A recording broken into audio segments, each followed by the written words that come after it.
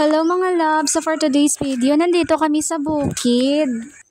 Pasensya na kung medyo maingay. So ayun na nga mga loves, may nakuha na kaming saging. Sobrang hirap talaga dito sa probinsya namin. Ang layo ng lakarin. Sobrang hirap maghanap buhay. Lalo na't matanda ka na, sobrang hirap maglakad dito. At dahil sanay na kami sa bukid, okay lang. Pero alam nyo ba mga loves, mas gusto ko pang tumira dito. Malayo sa city at may peace of mind ka din. Napakasarap tumira dito mga loves. Napaka-presko ng hangin. At libre din ang panggatong at tubig. Basta ba'y masipag ka lang at okay na. Hindi mo na kailangang maglabas ng pera. So yun na nga mga loves, hindi na talaga kinaya. Kailangan na ding magpahinga. Masyadong mabigat ang saging, kaya nagpahinga kami ng konti. At maya-maya ay lalakad na din. So malapit na kami sa Tuktok mga loves. At doon din ang bahay ng aking mama. At sobrang uhaw na din ako sa kakalakad. Sobrang layo kasi ng nilakad namin. At sa wakas nakarating na din kami. At ito pala ang bahay ng aking mama mga loves. At napaka-friendly environment dito. At ayun na nga mga loves.